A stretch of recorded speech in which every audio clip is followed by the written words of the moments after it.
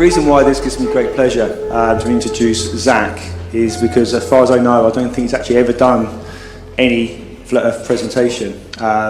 So I think the uniqueness of it is the thing that I'm really looking forward to. So I'm not too sure where he is at this moment. Hopefully he's very, very close. But Zach, can you just make sure you're okay technically, or whatever you're going to be, just be at your podium? But could you please give a warm welcome to Zach?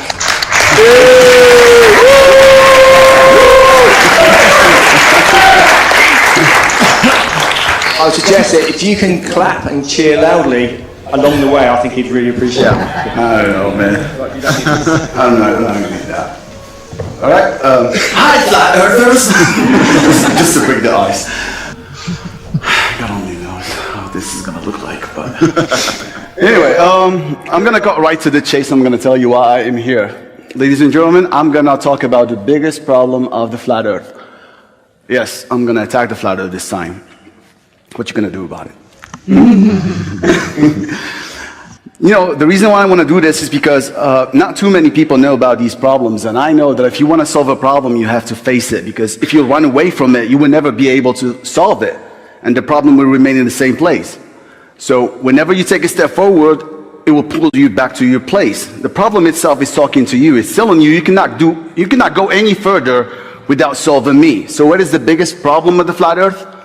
If you want me to put it into one word, I will say angles. Anybody who really investigated the flat earth have come to this, and they all found it as a big wall. None of them could go through it. None of them. But if you are a fighter, like me, you will keep digging and digging until you make a little hole in that wall, and then you will finally be able to go through it. What I'm going to show you right now is how to draw this globe earth model from scratch. Because if you know how to draw this from scratch, you will know how to draw this from scratch. You will face the same problems as they faced before. So you have to know how they made this globe earth model from scratch, so you can understand how to do this flat earth model from scratch, because there is no flat earth model. And if you think there is a flat earth model, you don't understand this, the angles. All right? So I want to take you back to the life of the first humans on earth. Oh, these are just a bunch of naked people. So, I want you to imagine yourself in a place where everyone around you is trying to understand the universe that circles around us like a clock. All right? The first thing you might want to do to understand the universe is to create time. All right? I mean, if you are a smart human being, you have to start with time, because time is everything. You don't have time. So the best light you would start with is the sun, because it's the most powerful light you know, the most powerful light you see, so why not? So what are you going to do with the lights of the sun? You're going to place a stick perpendicular to the ground, all right? And then you measure the shadows, and then you will realize that the shadows draw half circles, different half circles throughout the year, all right? The sun goes farther away and it comes back later, all right? The weather changes as it moves. The oceans change as the moon moves. Then you start to think about seasons. Then you realize that you need something to navigate, so you create a compass. And then you realize that every other light in the sky is connected, so you create something called the astrolabe to measure the angles of every light in the sky at the same time. So you get smarter and smarter until you finally create something called the signs of the Zodiac. Believing that the magnetic energy of these stars can affect the human's personality. And most people see it as a stupidity, but if you think about it, even colors can change the human's personality. The sounds and the voices you hear, the movements you see, the people around you, the buildings you live in, even your name, anything can change your personality. So imagine what a big magnetic energy that moves the oceans can do to you. But anyway, this is not our subject. I'm just going to put it aside. Just wanted to pay your attention to how human beings connected the sky to earth. But anyway, so as you got smarter now, you would want to do something. You would want to know the shape of the place you live on, right? So here is a problem. You only have a tape measure, a shadow, and probably your brain. What you going to do with these things? Can anybody tell me? This is all you have. What you going to do with them? How are you going to know the shape of the earth and you only have 3 things? All right. At that time, you only you probably believe that the Earth is flat because that's what you see. All right. So the first thing you might want to do to understand the universe is to measure the distances between us and those lights in the sky. And how are you going to do that? You're going to need at least 2 sticks. All right. So you're going to put them far away from each other. All right. As far as possible because the sun is obviously big. All right. So imagine the distance between these two sticks is 2,074 miles. And the angles of elevation is 75 degrees in both sides, then the distance to the sun has to be 3,870 miles. And that's the math behind it. All right, that's the math behind it. It's so simple. So if you do this, you would want to tell everybody about it, right? Well, you're going to have a lot of trolls around you, and they will ask you, they will want to do the same thing. And here comes the next problem. Everybody is gonna do the same thing. They will find different distances to the sun. Somebody's gonna find the distance to the sun is 3,000 miles, and somebody else will find it 2,000 miles. So you will want to do the experiments again, but in a different way. So check out this diagram. So what you see here is land. This is actually land, all right? And this is the sun. We don't know where it is, so it can be anywhere. And these are the angles of the lights during the daylight, 12 hours of the day, or in this case 10 hours. So anyway, if you are right here and your friend is right here, both angles are 75 degrees, then the distance to the sun has to be, like I said before, 3,870 miles. So now, if you want to do the same thing, if you want to do the same thing with many people from different places on Earth at the same time, and imagine you have this guy right here is going to triangulate the sun with this guy right here. So they will have the sun at an altitude that is, I cannot even see it from here, but anyway, it's going to be lower than the first one. And the guy right here is going to have the sun at even lower altitude.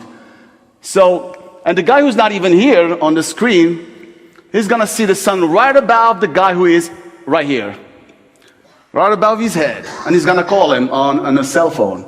Eratosthenes' cell phone, because Eratosthenes at that time had a cell phone. So he's gonna call him, hey man, I see the sun right above your head, so the distance to the sun has to be 0, right? Oh, the guy over here is gonna be like, no man, you must have confused me with somebody else. The sun is way above my head. So you as a geometry guy, and I say geometry guy because all they know is what they have on the paper. They don't know what's going on the universe. So as a geometry guy, how is this possible on a flat Earth? If you believe on a flat Earth, this is not possible. You cannot have too many suns. You only have one sun. So how are you going to solve this? Can anybody tell me how you are going to solve this problem? Because this is a really big problem for flat Earthers. Tell me. It's an apparent position, the sun. The sun is in what? It's an apparent position, like a personal frame of reference. All right. So how are you going to solve these angles? All these angles have to go to one point. Because if you are in a hallway, and you put a bulb, for example, right here in the middle, all right, and you go somewhere and you measure the angle of elevation of that bulb, you will get a distance to that lamp, all right? So if you go farther away and you do the same thing, you will get the same exact distance to that bulb. This is how it works. But in this case, it doesn't work like that. Something is wrong with this.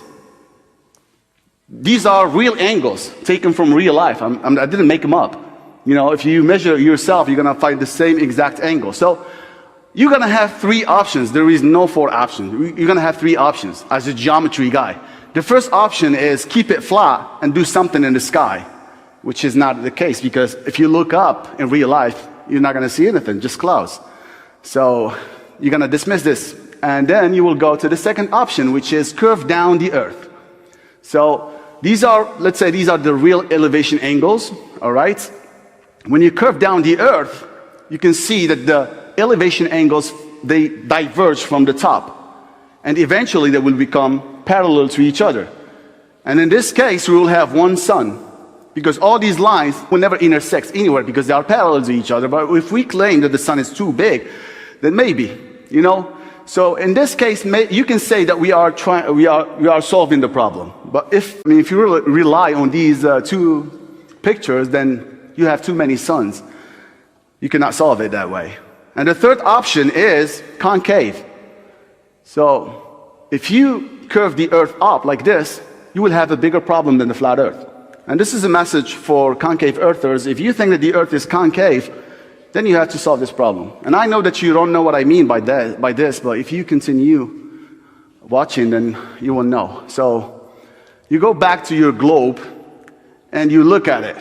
And you look at it again because you don't understand. I mean, you're not solving anything here. So what do you want to do now to solve this problem? The first thing you will think about is measure the distance between these lines and make it match with reality. You have to make it match reality. So how are you going to do this? There is somebody very smart, we all know him, called Eratosthenes, a guy with a cell phone. Here he is, so smart. This guy measured the circumference of the earth. So when you measure the circumference of the earth, of course you will know the distance between these two lines. So how did he do that? You all know the story of Eratosthenes, or should I repeat it? You all know it, right? Okay, good. So, anyway, before being as smart as Eratosthenes, you have to go through some geometry lessons. I don't know if everybody here knows geometry, but if you don't, I'm just gonna show you something really small here. I mean, it's not a big problem. So, before being as smart as Eratosthenes, you're gonna take a globe like this, or a circle, or you're gonna divide it into 24 parts. Some of you will ask me why 24 and not 27 or 200 pieces. 24 hours is just, let's say, it's like when you say the circle is 360 degrees, okay? It can be anything. For example, this protractor right here is 400 degrees. So it's just a unit. Even if when you change a number, the circle is still the same. It didn't get bigger or smaller. You don't change anything when you change the number. So it's just the unit. Just like when you say 1 mile equal 1.6 kilometers. The distance is still the same. The number has changed. We're just playing a game here. So they chose 24 hours for some reason. I don't know it. So when you divide the circle into 24 hours, you get 15 degrees in each angle. All right? So 15 degrees is a good number. So when you know this, you have to do something else. You're going to draw a line from the center to the sun, all right? So that line is going to take you directly to the sun, right? So if you want to measure the angle of the sun, it's going to be 90 degrees. It doesn't matter the shape. I mean, it doesn't matter the size of the ball. It doesn't matter how big it is. So if you go to the next angle right there, and you draw a parallel line to the first one, you're going to get 75 degrees in all scales. And I don't know why, because this is how the ball works. So in fact, these are 3-4 balls, all right? All these angles measure the same, as long as you are drawing parallel lines, okay? They measure the same. The first one is 75 degrees, the second ball is 75 degrees too. So they all work the same way. It doesn't matter the size of the ball. This is really important. So here is so Eratosthenes wants to know the real distance from for example, let's say I am here and the distance to this, the angle of elevation is 90 degrees, okay? And somebody is somewhere, his angle is 75 degrees. If we measure the distance between us, it has to match our model. So our model has to match the reality. I mean, if it doesn't match, then our ball is not reality. So we have to create another model. So Eratosthenes was here, all right, in Alexandria, and he sent his friend to Syene. His friend is named Mycenes. Well, I just made it up. Because, all those names, you just have to add Anes at the end, and that's it. Mycenes, Karenes, something like that. Anyway, yeah, that's all. Anyway, so that guy had the sun as 90 degrees over the wall, all right? So they measured the distance between them, it was 500 miles. And the angle of Eratosthenes was 7.2 degrees, and I call it the angle of deception because it's not the angle of elevation, but it's almost the same thing. So what he did was divide 360 degrees by 7.2, and he multiplied it by the distance, and he got 25,000 miles in circumference. Very nice. Very close to our circumference, 24,901 miles. So, if you look at this information, what do you understand? Nothing, right? Does anybody understand anything? I mean, if you tell me. Well, they basically presuppose the Earth was a globe based on how the sun lines up in relation to the position of the Earth. Great. So, what are you going to do with this information? Imagine you are a friend of Eratosthenes, and he gave you this. You're going to look at it, and you will be like, "What the hell is that?" And all I see is a bunch of lines in a circle. I mean, it doesn't make any. Tell me.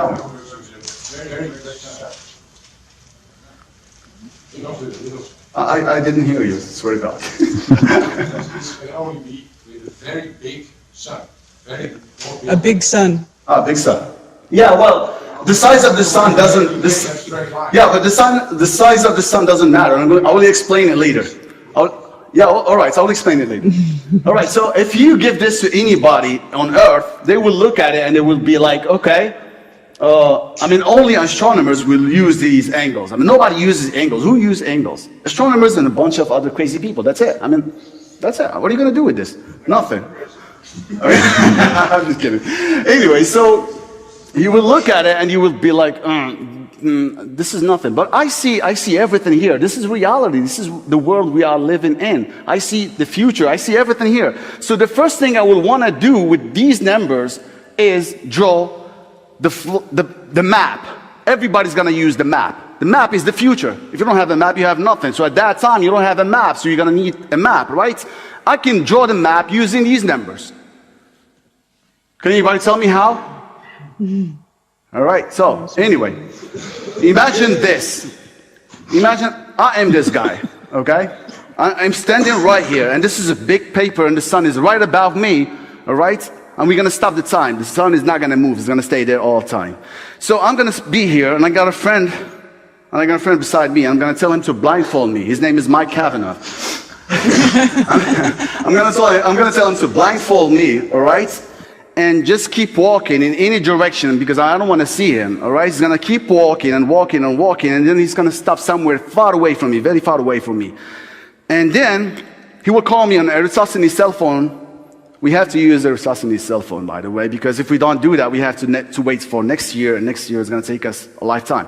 Now, as long as we have Eratosthenes' cell phone, then it's okay. So Mike is going to go to that direction. He walks kind of like this, and then he's going to stop somewhere. He's going to stop somewhere, and he's going to pick up his phone. He's going to call me, "Hey, Doc, I'm here." You know, and I will ask him, what is your angle of elevation? Mike is going to measure his angle of elevation. He's going to be like, I think my angle of elevation is 75 degrees. I go back to my position. All right, so 75 degrees. I'm going to come to my drawing. You can use this one or this one. It doesn't matter. It's the same. So 75 degrees, Mike is right here. All right, so I'm going to know that the distance between us is 1,037 miles. That's the distance between me and Mike. I just knew it by using the angles. So I know the distance to Mike, and I'm going to confirm it because Mike already measured the distance while he was going there. So Mike will be like, what is the distance to me? And I'm going to be like 1,037. He's going to be, oh man, I just measured 1,036. How did you know that? Man, I got a break. I'm just kidding. Anyway, so asshole. Hey, you wanted to make fun of me? There you go. Thank you very much. Yeah. So the distance between us is 1,037 miles. Do I know where? I'm going to ask him about the place, of course. Where are you, Mike? Mike is going to be like, I'm in Egypt. Okay. So I know the distance to Egypt. Do I know what Egypt is? No. That's correct. I don't know what Egypt is. I just know the distance to Egypt. So if I want to know what Egypt is, I'm going to need another angle. What is it? The angle of azimuth, the horizontal angle. I didn't use it yet. So we only used the elevation angles, and the elevation angles can only tell me the distance to that guy. That's it. And I want to know I want to triangulate that guy, so I'm going to need another angle, which is horizontal. So how the hell am I supposed to do that? I'm going to call Mike again. Hey, Mike, Do you have a compass? Oh, there is a compass. Do you have a protractor? Of course I have a protractor. All right. Is it a big protractor or what? Yeah, it's a big ass protractor. Okay, Mike. You have to stand on it. So Mike is going to stand on that protractor. It's a big protractor. I'm going to tell him, Mike, you have to point 0 degrees to Polaris. Do you know where Polaris is? Do you know what it is? Of course I do, man. I'm an astronomer. You forgot it? All right, so you're going to point 0 degrees to Polaris. And I'm going to do the same thing for my position. I'm going to point Polaris. I'm going to point 0 degrees to Polaris. All right, just like in this drawing. Look at number 1, for example. I have Polaris right here, but it should be somewhere else. You know, it should be the line that goes to Polaris should be parallel to the other one. I just did it like this so you guys can see it. But anyway, he's gonna point his protractor to Polaris, and I'm gonna point my protractor to Polaris, and I'm gonna draw a circle with the radius of 1,037 miles, which is the distance between us. Now Mike can be anywhere on that circle. He can be anywhere. He can be right there, right behind me. He can be anywhere. So if I want to know where Mike is, I'm gonna try to move that protractor around that circle. I'm just gonna move it like this, pointing 0 degrees to Polaris all the time, all right? And I'm going to draw a line from his feet to, no, first I'm going to ask Mike, yeah, I forgot this. First I'm going to ask Mike to tell me where the sun is, because the sun is right above my head, okay? So Mike is going to be like, I don't know how to measure that. I'm going to show him how to measure the distance, the azimuth of the sun. So Mike is going to be like 1, 2, 3, 4, 90 degrees, 3, blah, blah, blah, 180 degrees, blah, blah, blah, blah, 270 degrees. So the angle of azimuth of the sun for Mike is 270 degrees, all right? So I'm going to draw a line from his feet to 270 degrees. I'm going to keep doing this, just like in the picture. That line is not going to go through me, and I want it to go through me, because there is only one point on that circle where that line is going to go through me. So I'm going to keep moving that protractor around that circle, and eventually that line is going to go through me. That's where Mike is. There is no other point. Mike is going to be there for sure. So I'm going to know that Mike is right there. If I walk that way, I will find Mike. Maybe I will be a few miles off, I don't know, but Mike has to be right there. Now I know where Egypt is, and I know where Mike is. All right? So the way I found Egypt, I can find Morocco. I can find any other place that is close to me. So this is how I can map the world. If this line right here is parallel to this line, then I'm going to draw the UTM grid system. That's what I'm going to draw. And then I'm going to wrap it around a globe. All right? But do you find this interesting, guys? Especially the part about Mike. He must be a really cool guy. Yeah, I know. All right, so now you know where Egypt is, and you can draw the entire map, especially the countries that are around you. All right? So is this all? You will find another problem. The problem is, if you want to draw other countries like, let's say, UK, all right, let me say I want to triangulate London, all right? So I'm going to send somebody. London if my calculations is right in front of me. So I'm going to send somebody there who's not going to find London there. I'm going to be asking myself, how can I find Egypt and Morocco and all countries are close, and I cannot find London in the right position? That guy is going to go left and is going to find London, but the distance between us is still the same. What's going on? I mean, if London is right there, and I'm telling you this because I did it before.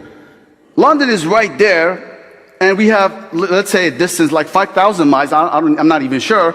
So if that guy goes left, the distance is still the same, but London is here, it's not here. So there is something wrong with the azimuth, because the angles of elevation are working, because the distance is working. But the direction to where London is not working. So what am I supposed to do? How the hell am I supposed to solve this? We have to find a solution. So as a globe earther, we have messed with when we did this, we messed with the angles of elevation. All right? We mess with the earth. We curve down the earth in order to fix these angles, to make them look parallel to each other. All right? And that's how we fix these distances. So if we want to make the azimuth work, we have to mess with something else. So what are you going to do in this case? And this is just my theory. I think they tilted the earth 23.4 degrees to get to north, and this is how you can make the azimuth work and finish the globe. Of course, the first map is going to look like a mess. You have to adjust it and adjust it until you finish it, right? So this is how they draw the entire map. And once you draw the map, what are you going to do next? You still have problems. And these are all problems of the flat earth, all right? If you are a flat earther, you have to focus on these angles. Because if you know how to deal with angles, the way they draw the ball earth map, you can draw the flat earth map. But it's not going to be easy. They tilted the earth, you have to do something to the earth. Because I already solved the problem of these elevation angles, and I couldn't solve the problem of the azimuth. Not because it's impossible, it's because I couldn't do it yet. I'm still trying. So once you draw the ball earth map, you're going to have another problem. This is the next problem. This is what I was going to tell you. How many people think that this is correct? Nobody. And how many of you think that this is correct? Good, everybody. Because this is the truth. This is the truth. They know it. They know that the angles of elevation come from the center. They know it. Don't think that they don't know it. All right? And this is why they put the sun so far away. It doesn't matter the size. See the size right here? They deal with the sun as one point. They just care about the center of the sun. All right? They only need the size when it comes to the eclipse. But when it comes to angles, they only deal with the sun as one point.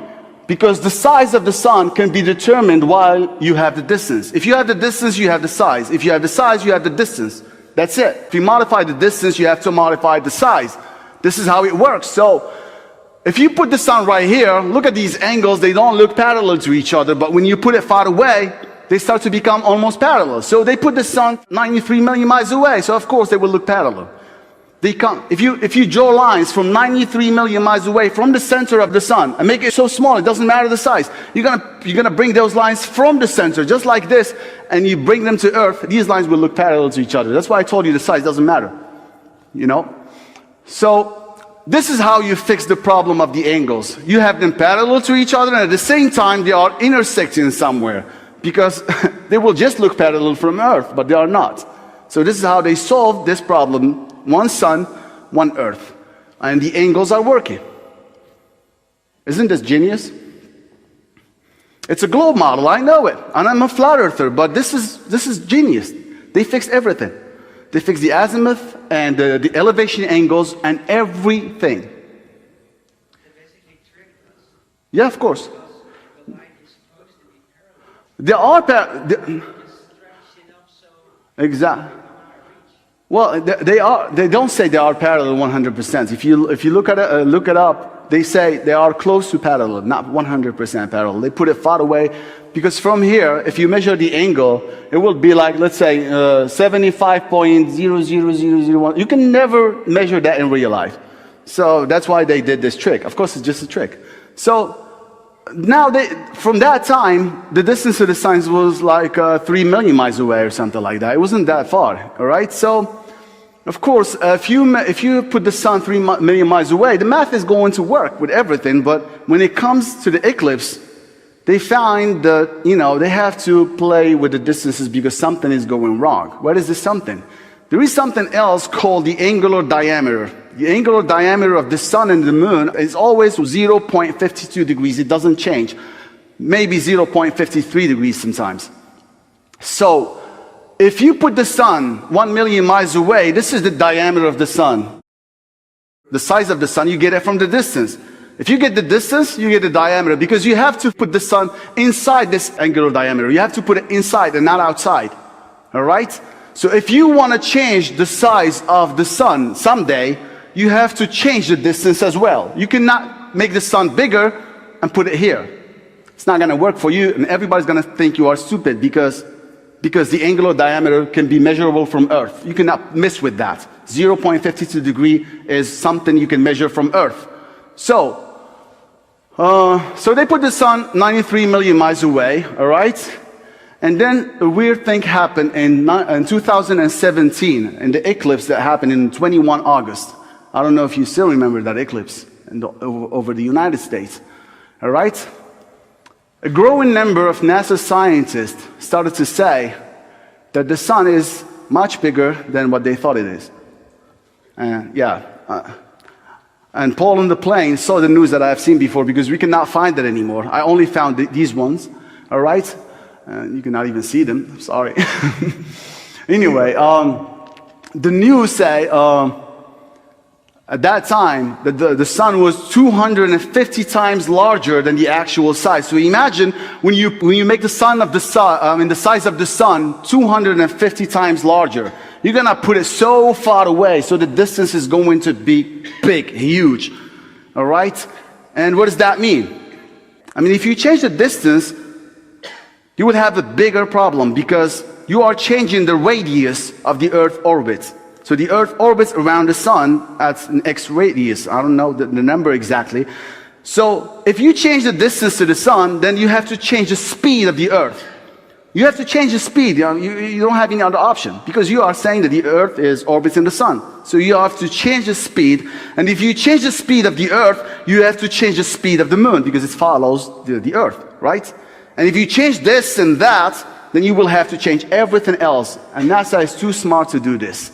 Because if they do this, it's going to be a pain in the ass. And nobody's going to believe them in this era of internet. Because we're going to communicate with each other. We're going to know it. And so if you were NASA, what do you want to do? What would you do? You're just going to let it go. You're just going to let it go because it's a pain in the ass. But we are not going to let that go, NASA. Yeah, because, listen, this is the eclipse. This is their own website. They say the duration of the eclipse is 5 hours. All right? So if you do the math of the globe model, you will see that the eclipse should be only 4 hours. 4 hours and something. So they are 1 hour off. And they know it. They know it. If you read this news, I don't know, I mean, if you look it up, it's just one website, by the way. So if you look it up, you will see that they admit it. They admit that they have to increase the size of the sun to make the eclipse work. It didn't work. And they said that after we debunked it many times. People like Boss Darling from the Flat Earth 101 channel and probably Globebusters and Jeranism did this. So we've been debunking this eclipse for a long time, and the duration of the eclipse doesn't work. It doesn't match reality. So they had to do something. All right? They had to make the sun, the size of the sun bigger. And of course, if you increase the size, you increase the distance. If you increase the distance, you have to change the entire model, and they cannot do that. They cannot do that. Nobody's going to believe them ever. Anyway, not to mention this, I mean, you already know it. That's it. I mean, this is everything.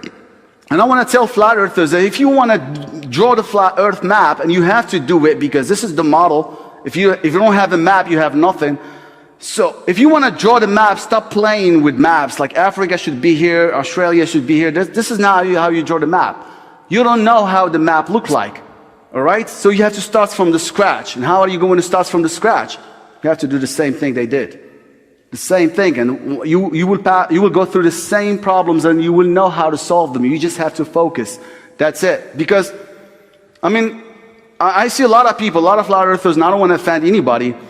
They play with the Coriolis effect, time zones, flight duration. This is not going to work for anybody. I mean, if you do that, you will never get the map exact. You have to do the angles, because once you have the distances in the right place, then your map is accurate. Forget about stars. If you fix the map, everything else is going to work. That's it, guys. Thank you.